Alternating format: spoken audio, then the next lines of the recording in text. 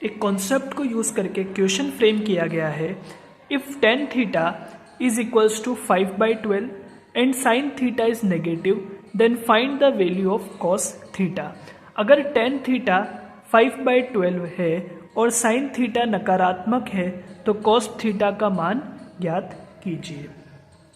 सबसे पहले आपको यहाँ पर ट्रिग्नोमेट्रिक फंक्शंस देखने को मिल रहे हैं, साइन, कॉस, टेन, कॉट, सेक, कोसेक। हम ये बात जानते हैं कि जो साइन होता है वो परपेंडिकुलर अपॉन हाइपोटेन्यूस होता है, और क्योंकि कोसेक साइन का रेसिप्रोकल होता है वो हो जाएगा हाइपोटेन्यूस अपॉन परपेंडिकुलर। कोस होता है बेस अपॉन हाइपोटेन्यूस, जबकि सेक होता है हाइपोटेन्यूस अपॉन बेस। टेन होता है परपेंडिकुलर अपॉन बेस, और कोट होता है बेस अपॉन परपेंडिकुलर।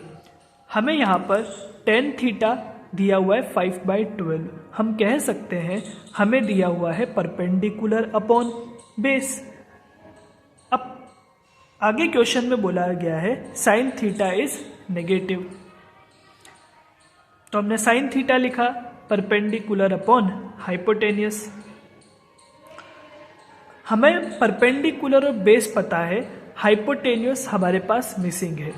तीनों का रिलेशन हम अच्छी तरह से जानते हैं, होता है Pythagoras theorem. Hypo is equals to root under perpendicular square plus base square. Perpendicular हमें पता है 5 स्क्वायर हो जाएगा, 5 है। बेस हमारे पास 12 है तो 12 स्क्वायर, तो रूट अंडर 25 प्लस 144, तो रूट अंडर 169 और 13, तो हमारे पास हाइपोटेन्यूस की वैल्यू आ गई 13। अब एक बहुत इंपॉर्टेंट कॉन्सेप्ट यहाँ पर छिपा हुआ है। हमें tan थीटा दिया हुआ है पॉजिटिव और sin थीटा दिया हुआ है नेगेटिव। हम जानते हैं tan थीटा पॉजिटिव दो ही क्वाड्रेंट्स के अंदर होता है, एक पहला क्वाड्रेंट जिसमें सभी पॉजिटिव होते हैं, एक थर्ड क्वाड्रेंट जिसमें tan और उसका रेसिप्रोकल कोट पॉजिटिव होता है। Similarly sine theta is negative. अब साइन थीटा नेगेटिव दो केस में होता है, एक थर्ड क्वाड्रेंट के अंदर और एक फोर्थ क्वाड्रेंट के अंदर। थर्ड क्वाड्रेंट के अंदर साइन नेगेटिव और फोर्थ क्वाड्रेंट के अंदर भी साइन नेगेटिव।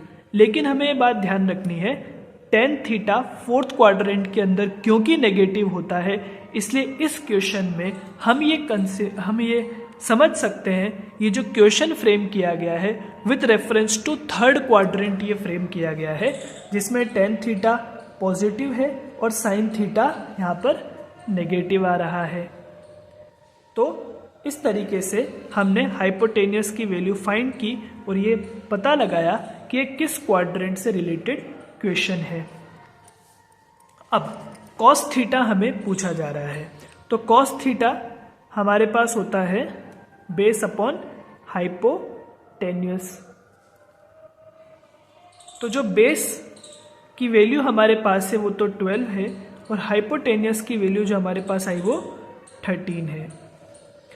अब हमें पता है ये केस थर्ड क्वाड्रेंट का है जिसके अंदर कॉस भी नेगेटिव होता है, तो जो हमारा फाइनल आंसर आएगा वो -12/13 आ जाएगा। एक बहुत इंपॉर्टेंट कॉन्सेप्ट, एक बहुत ही अच्छा क्वेश्चन। Thank you.